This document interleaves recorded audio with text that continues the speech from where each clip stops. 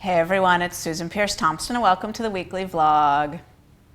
So a little bit ago we wrapped up this Reboot Resume launch. It's a new course that we offered here at Brightline Eating, and there were 3 videos that got released and then a 4th video that explained the course. And there were comment feeds below the videos, and this woman comment, we got thousands of comments. 99% of them so amazing, sweet, people saying how much the videos helped them and so forth. And then, you know, not all comments are great, right? So there was this comment that came in below the 3rd video that I just want to read, and I'll read my response, and then I just wanted to talk about it a little bit in this vlog. So this was a comment from Josie, Joseyrn. So I don't know if that means she's a nurse or those are her last initials or what, but the comment was this: Susan, you should be ashamed of yourself. How dare you charge people for this Resume course after they paid for the boot camp and Bright Lifers? Admit that there was a flaw to your original plans and that you knew there would be falling off. Give this to us for free so we can succeed as you promised in your other programs. Exclamation point, exclamation point, exclamation point, exclamation point. So I wrote back underneath that comment, hey Josie, this is a really important point. That if I knew at the outset that there would be some people who would not be 100% successful with the boot camp, how could I possibly be in integrity offering the course in the first place? And how dare I now offer a course on resuming and charge for it?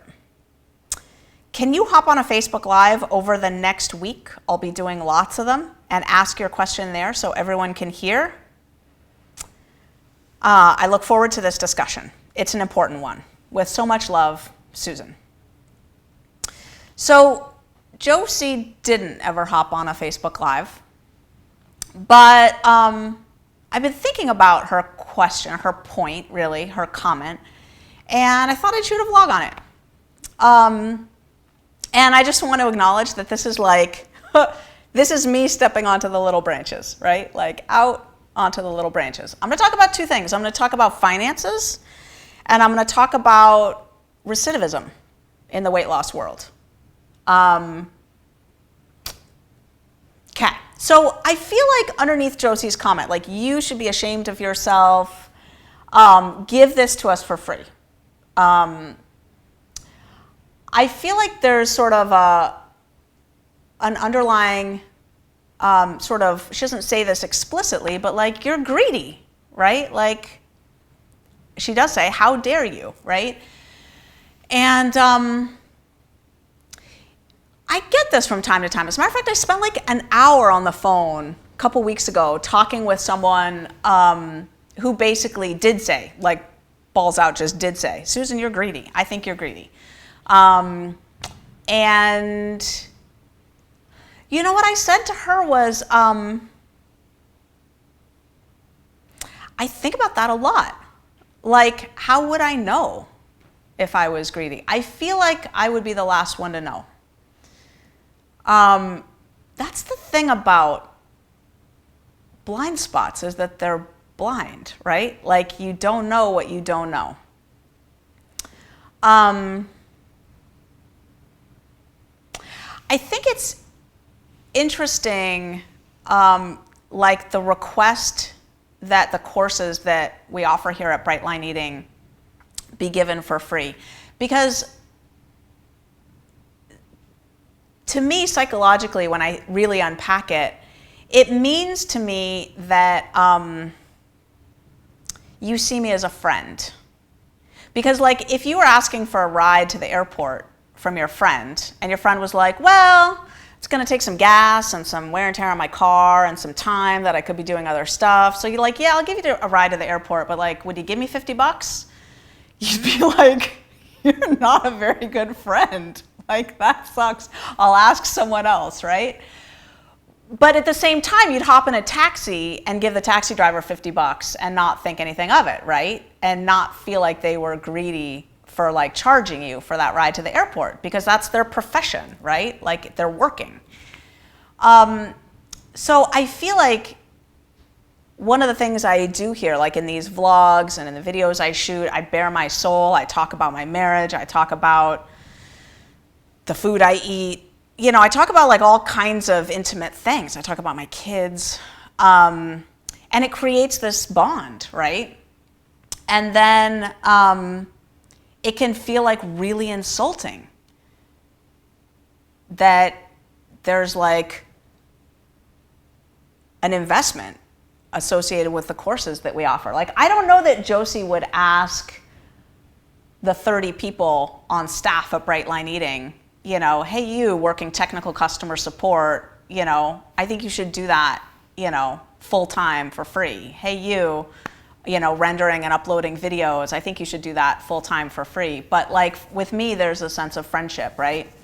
And I have to say that I kind of get that. Like, I hold myself, I think, to a different standard also, because I think of this as a mission, not as a profession, really, right? So I do actually look at my stewardship, I guess, of the Bright Line Eating movement, and hold myself to a different standard than I think most people who own a business would. Like, to me, it doesn't feel okay if I'm prioritizing my financial well-being over the reach and impact that this movement could have. So like when resources come in, what I do with them first is hire more people to serve more people. I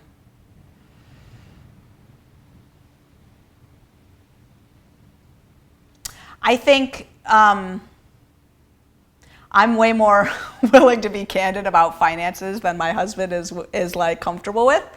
You know, I look at the debts that we haven't paid off and the, you know, whatever. But ultimately, there's going to be a separation, right, between what you know about what's going on the back end and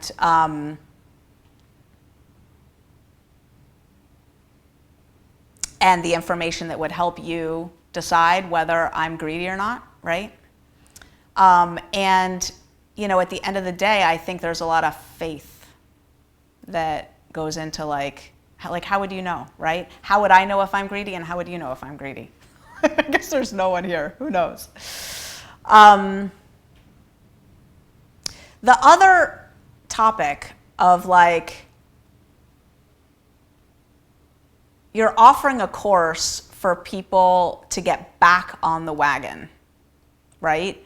And like, how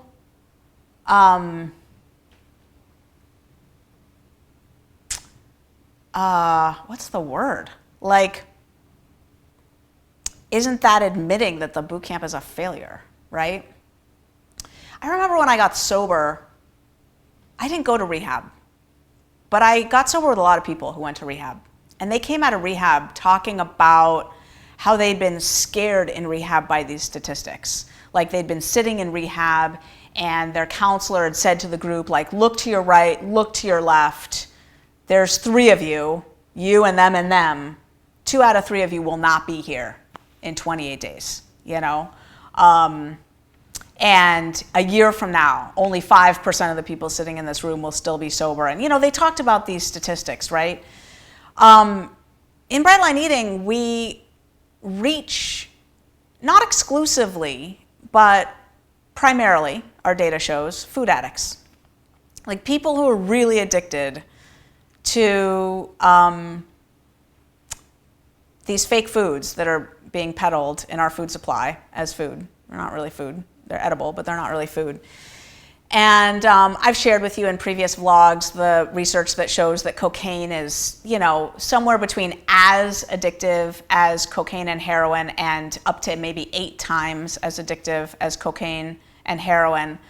Certainly more addictive than nicotine, like by far. Certainly more addictive than alcohol, by far. And there is no treatment for any addiction that I'm aware of that has a 100% success record with all the people that try to kick the habit, right? Like, not even close. As a matter of fact, success rates are really, really small for addiction. And it's one of the heartbreaking things about addiction, is that it's just really hard to overcome addictions. And food is probably the hardest. Because of the strength of the addiction and the ubiquitousness of the cues that trigger people to consume and the social pressure to consume. You put those things together and you get something that's like, it feels almost unbreakable, right? So when I talk about bright line eating helping people get happy, thin, and free, and like outrageous success rates, we put out this white paper that showed, our success rates. Like, if you look at bright line eating success compared to published statistics from this 2015 American Journal of Public Health article, if you look at women who are obese, and the odds of them being at a normal BMI in 1 year, the published rates are 1 in 282. That's any class of obesity, class 1, class 2, class 3, which means a BMI of just 30 or above. And 1 in 282, it's pretty low. Bright line eating across all classes of obesity in women has a 1 in 5 rate of getting women to a normal BMI within 1 year. So it's 55 times better, right? And I tout that a lot, 55 times better. But we're still talking 1 in 5, right? Now, if you look at the other 4 out of 5, some of them dropped out altogether. Some of them lost some weight, but not all the way down to goal weight. Some of them lost a bunch of weight and then gained some back and then hovered. Some lost all their weight and gained it all back, right? Lots of things happened in that 4 out of 5. So there's this reality that in our current food environment, people's willingness or interest or availability, psychologically speaking, commitment to do this bright line eating thing is going to wax and wane sometimes, right? Like, they sort of come in eager, excited, lose some weight, life shows up, holidays show up, circumstances change, or just like this overconfidence bias kicks in, right? Like, you lose some weight, starts to feel really easy. I do jumping jacks, and I warn people, like, don't get complacent, The boot camp ends, join Bright Lifers. And maybe they're thinking, yeah, but you got a vested interest in making me, join Bright Lifers. Like, I feel good now, I got this, right? And I'm like, careful, there's a cliff over there. And people do what they're gonna do, right? Like, some people stay sort of with that level of appropriate fear and like vigilance, and they stay happy, thin, and free, and other people still have some research to do, or, there's so many different varieties of like off-ramps, basically. Like, bright line eating is the highway. There's a lot of off-ramps, and people take all kinds of different off-ramps. So I think it's actually really important to offer a course that is an explicit on-ramp from those various off-ramps. And, as for whether I should be ashamed of myself for doing so, one of the things that gives me comfort, ultimately this is like, can I sleep at night, right? How do I feel in my skin doing bright line eating the way I do it, offering what I offer at the price points that I offer them? And one of the things I look at is, how do I feel about the value that someone receives when they sign up for one of our courses, right? Assuming they give a modest effort, maybe not a like dot every I, cross every T effort, but like they show up and they pretty much kind of do it, I feel freaking awesome about the value that someone gets from a bright line eating course. And I also feel pretty freaking good that, like, if someone wants to re-sign up for a course they've already paid for, they get 60% off the top. Just saying, go look around to other weight loss programs and see what they charge. If you don't show up for it or gain back all your weight or decide you want to do it again, see if you get a discount to sign back up in a year or 2 or 5 or 10. It's full price, baby. And as a matter of fact, the business model is built on that, like that you will fall off and come back and sign up again. And psychologically speaking, I don't feel comfortable with that business model. Like, so even though it is true that I know that there will be a lot of people who sign up for the Bright Line Eating Bootcamp who aren't successful, I also know there's a lot of reasons for that, right? Some will be, the percentage that will be is way freaking higher than with other programs. We've got data showing that 2 years out, 85% of people are still maintaining a clinically significant health-inducing, health-promoting weight loss. 85%. Crazy stats. Nobody's got stats like that. But I know a lot of those people aren't as thin as they wish they were, you know?